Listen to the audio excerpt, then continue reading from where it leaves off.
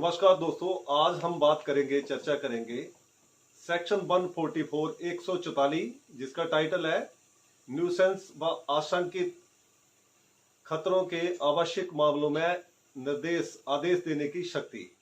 जैसे कि हम कई बार सुनते हैं कि कर्फ्यू लगा हुआ है या 144 लगी हुई है, तो ये सेक्शन जो वो इसके लिए इसमें प्रोविजन रखा गया है कि 144 कैसे लगाई जाती है।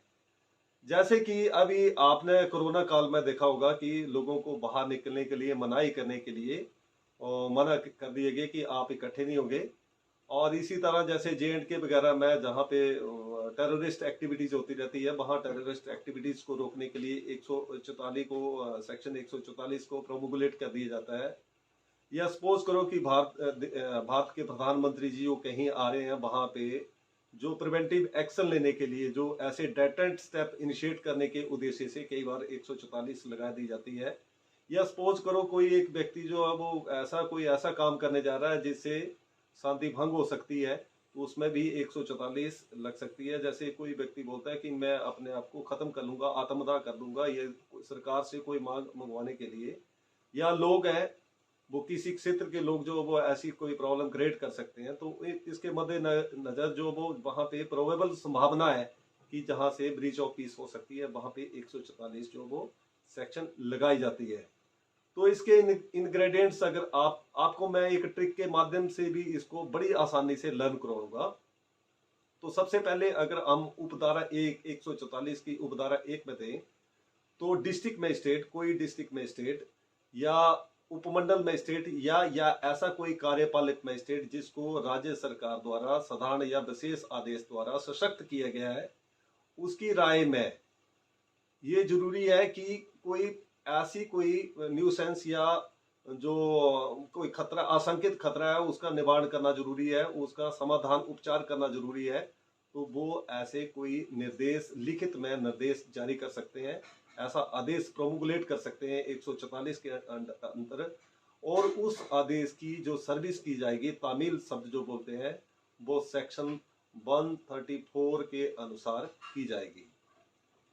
अगर इसके सेकंड पॉइंट में जाएंगे, अगर कोई एक्सट्रीम इमरजेंसी है, आपात स्थिति बनी हुई है, तो और ऐसे आदेश की सर्विस जो है वो उसमें स्मे लगेगा, उसकी कोई गुंजाइश नहीं है, स्मे नहीं आपके पास, तो एक्स पार्टी ऑर्डर भी दिया जा सकता है।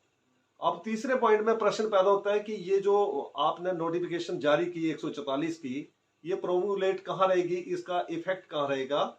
तो इस आदेश का प्रभाव जो वो किसी एक व्यक्ति के ऊपर भी हो सकता है, या किसी जो एक स्पेसिफिक सेगमेंट है, क्षेत्र है, उस पे ऊपर भी हो सकता है, या आम पब्लिक के ऊपर भी हो सकता है।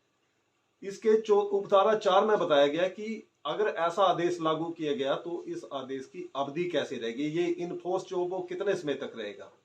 तो इस उपधारा में बताया गया कि इस आदेश की जो अवधि रहेगी वो 2 मास तक रहेगी, 2 मास से अधिक नहीं होगा। लेकिन राज्य सरकार अगर चाहे तो लोक सुरक्षा, स्वास्थ्य व अन्य किसी कारण से जहां वो जरूरी समझती है, इस अवधि को बढ़ा सकती है, 6 मास तक कर सकती है।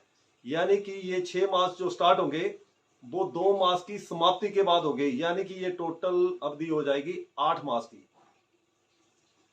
फिर इसी तरह मैजिस्ट्रेट, कोई मैजिस्ट्रेट वो खुद के मोशन से या अपने आप या किसी व्यक्ति के प्रार्थना पत्र, निवेदन पर जो आदेश, चाहे उसने जारी किया, उस मैजिस्ट्रेट ने जारी किया, चाहे उसके अधीनस्थ मैजिस्ट्रेट ने जारी किया है, उस आदेश को निरस्त कर सकता है या उस आदेश में परिवर्तन कर सकता है।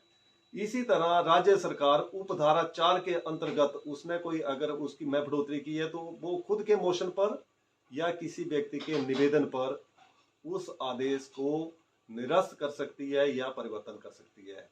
लास्ट पॉइंट में बोला गया है कि राज्य सरकार या मैजिस्ट्रेट उपधारा 5 या 6 में कार्रवाई करने से पूर्व जिस व्यक्ति ने वो प्रार्थना पत्र दिया है उसको सुनने का अवसर प्रदान करेगी, तब ही उसमें जो वो परिवर्तन कर अंतिम आदेश देगी। तो इसको आइए हम एक ट्रिक के माध्यम से पढ़ेंगे। तो ये ट्रिक जो आपको मैं बता रहा हूं, dead MSO, D for direction,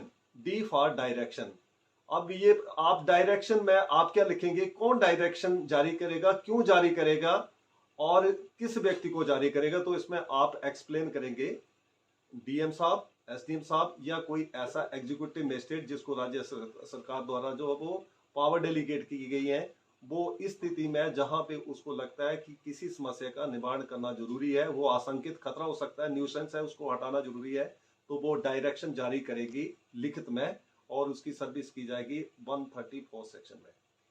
अगर आप टिक का ई देखें, सेकंड पॉइंट है ई, इमरजेंसी।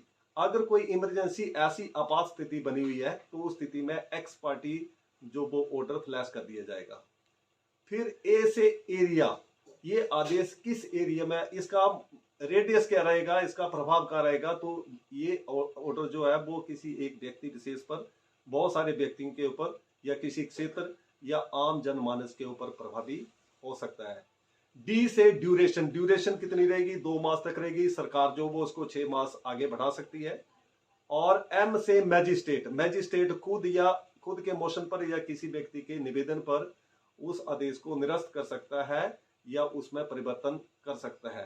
एस से स्टेट गवर्नमेंट, उपधारा 4 में अगर स्टेट गवर्नमेंट ने कोई उसमें अमेंड किया तो अपने मोशन पर या किसी व्यक्ति के निवेदन पर उसको या तो निरस्त कर सकती है, उसमें परिवर्तन कर सकती है। और लास्ट में ओ आता है अपॉर्चुनिटी, जिस व्यक्ति ने प्रार्थना पत्र दिया उसको सुनने का अवसर प्रदान किया जाएगा। इस प्रकार ये धारा हुई 144 पूरी। अगर कोई आदेशों की पालना नहीं करता है तो सेक्शन 188 आईपीसी का अपराध बनता है। Thank you very much, have a great day.